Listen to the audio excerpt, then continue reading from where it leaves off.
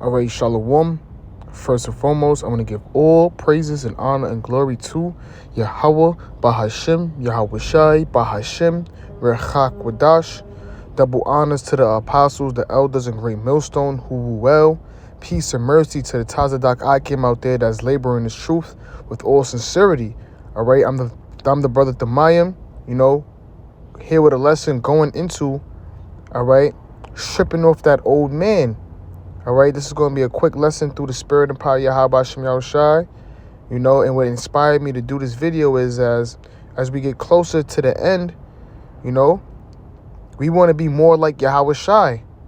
All right, we want to be, found as gold. All right, in the eyes of Yahweh Shem Yahushai. All right, so each and every day, we have to learn how to strip that old man off, all right? Because that old man always like to creep up, okay? So, we have to walk more in the spirit, and pray to Yahweh Shem Yahushua that we can grow, and to be more like him, okay? So I'm going to start off with the first precept. This is Ephesians chapter 4, verse 22. It reads that ye put off concerning the former conversation, the old man, which is corrupt according to the deceitful lust. And let's go into the word former. All right.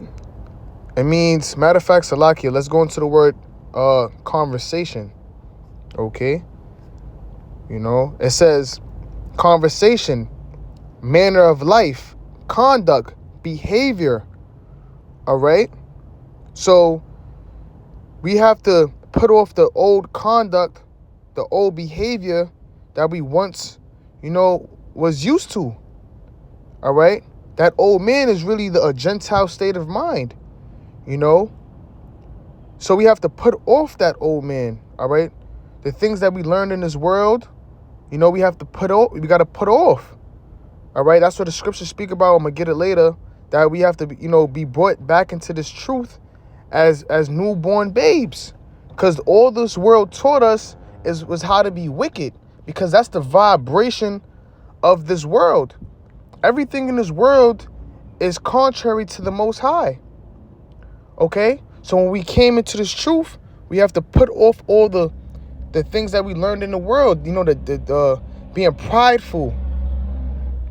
Okay, that's one of the main things that we learned in the world is to be prideful, to have ego. Thinking that just this way of living was right. But we when we came to this truth, all right, we found out everything that we learned in this world was a damn lie, man. That the system is rigged. All right, that the system is really truly against us. All right, and we just learned, bad ways, man. Starting with our dietary law, us eating unclean foods, us thinking that, committing adultery was the right thing. Us, being on, just niggas hanging on a block. Okay. Getting money illegally. We just all, those are that's the old man. As we growing up in this world, we thought that was the right thing. All right. So I'm going to read this again. This is Ephesians chapter 4, verse 22. It says that ye put off concerning the former conversation, the old man, which is corrupt according to the deceitful lust. So, that old man was corrupt. All right, let's go into the word corrupt. All right. It reads to destroy. All right, to perish, to lead away a Christian church from the state of knowledge and holiness in which it ought to abide. All right, so the old man, was what separates us from coming back into Yahweh Shem Yahushai. Okay. That lack of knowledge, It reads, and be renewed, verse 23, and be renewed in the spirit of your mind. So we have to be renewed. What's the word renewed mean? all right, to renovate, all right. When you renovate an old apartment, you break down all the walls, the floors, the cabinets, and you restore it with new things. So the apartment could look, brand new, feel refreshed, have some good light in it. And that's what these scriptures and this truth, does for us. It brings that light. It gives us that restoration, because we was once in those we was once those dry bones, as Ezekiel 37 goes into, man. All right, but the Lord, he, poured his breath into us, man. He inspired us, because that's what inspire means, to breathe in. We breathed in through Yahweh Shem Yahushua this truth, man. To become a new creature. All right. It says, and that ye, verse 24, and that ye put on the new man, which after the Most High is created in righteousness and true holiness. Right. Everything in this truth is righteousness and holiness, man. Us, actually keeping the real holy days. Okay.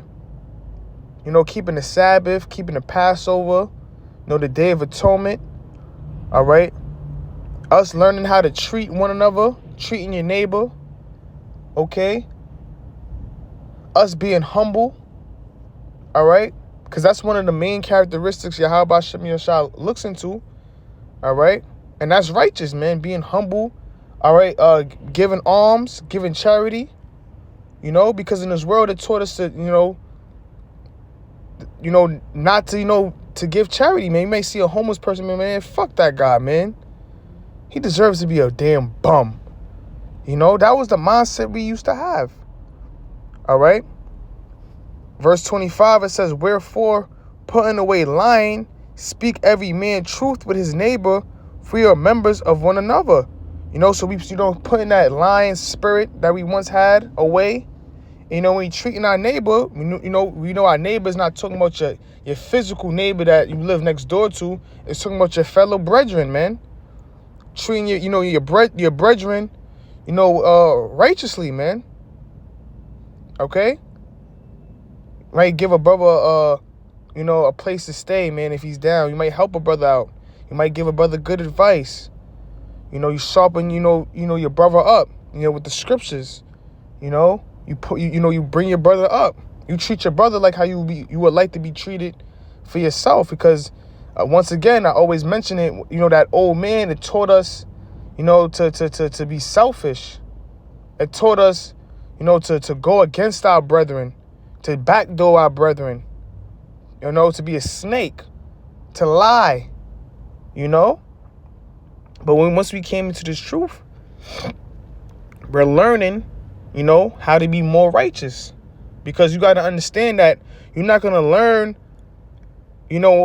how to be righteous in one day, man. It takes time, because brothers been living on this earth 20, 30 years of just learning wickedness. So, that's why, matter of fact, let me just get it. As newborn babes, let me just get it. And Peter's newborn babes.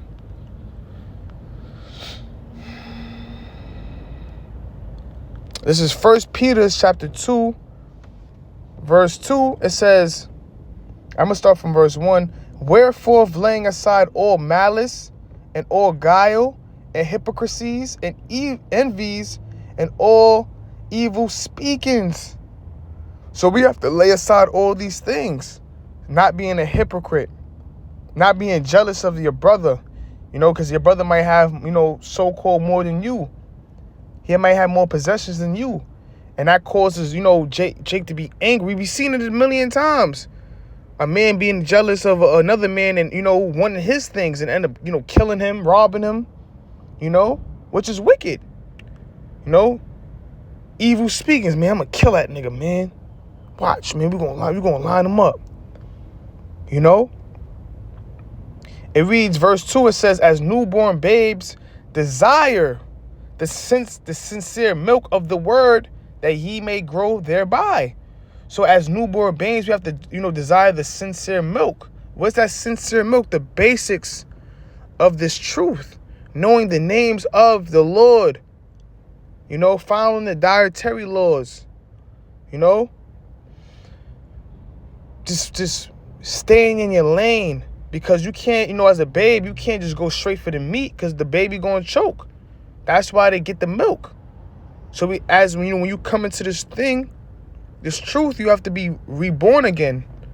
You know, so if you like for a brother like myself, you know, the elders was going into it Saturday, like if you 3 years in this truth, you really a 3-year-old baby. Because we're being born again into learning how to be righteous, learning how to do the things the right way, how to judge, how to have discernment. All right? Learning the true breakdowns of the scriptures. Because these Christians, these pastors, you know, they taught us lies as well. You know? You know, being humble. Not trying to go break down 2nd Ezra, the 11th chapter. No, stick with the basics. The basics is going to help you grow thereby. It's going to allow you to grow. Just like that mustard seed, how a mustard seed, you know, is one of the smallest seeds. And when it grows, it sprouts to a humongous tree. You know? So it's the same thing. You have to take your time. You know, people in the world say slow and steady always wins the race. Just like when you boxing, you know, you learn your footwork, you know, you learn your ducks, you learn your slips. Okay, now you start throwing your jabs in, you know, but everything you gotta, you know, you bring is baby steps. Don't come into this thing thinking you're gonna know everything in 1 year, 2 years, 3 years, you know. There's a reason why in college they say to get your master's degree is about, you know, 8 to 10 years. So, you know, you got to take your time. Take your time. You know? Take your time in this thing, man. And slowly, you know, pray and fast more, man, that the Lord help you increase. All right? I got one more precept. This is James chapter 1, verse, let me see, 21. It reads, wherefore lay apart all filthiness and superfluity of naughtiness, and receive with meekness the engrafted word, which is able to save your souls. So all that, you know, filthiness, that superfluity. Matter of fact, let's go into the word superfluity to have a better understanding of what the word means. All right. Superfluity, it means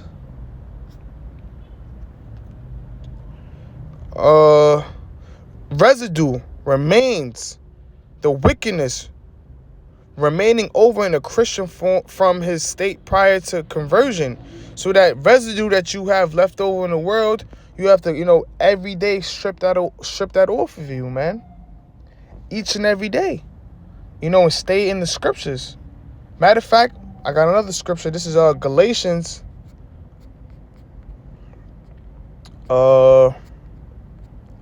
Let me see right here. Chapter 4, verse, matter of fact, I think it's chapter 3 or 5, matter of fact. Yep, this is Galatians chapter 5, verse 16. It says this, I say then, walk in the spirit, and ye shall not fulfill the lust of the flesh. For the flesh lusteth against the spirit, and the spirit against the flesh, and these are contrary the one to another, so that ye cannot do the things that ye would. You know, you have to walk in the spirit. How do we walk in the spirit? First and foremost, by being more like Yahweh Shah. All right? Praying, fasting, staying within the scriptures. This is how you walk in the spirit, by staying within the scriptures. Because these are our guidelines. This is our comforter. This is the ones that, you know, shows us how to, you know, be like Yahweh Shah. You know? We have to constantly be in the scriptures. Because when you're not, you know, in the scriptures, that's what, you know, is room for Satan to attack. You know? But when you stay within the scriptures, when you're applying the scriptures, you know, you're in the spirit. So even when Satan attacks, you still know, okay, oh, Yahweh Shah was tempted in the wilderness 40 days. Okay, what did Yahweh Shah do? He was in the scriptures. You know? Satan tried to tempt him, but he rebuked him with the scriptures. You know, it's the same thing. We got to be, constantly in the spirit, because the spirit, when we walk in the spirit, it builds us up more and more. It builds your faith. It gets you, it allows you to be more closer to the Most High. That's why praying and fasting and applying the scriptures all, come together, man. So we won't fulfill the lust of the flesh, because this flesh, it wants to go off, This flesh is sin.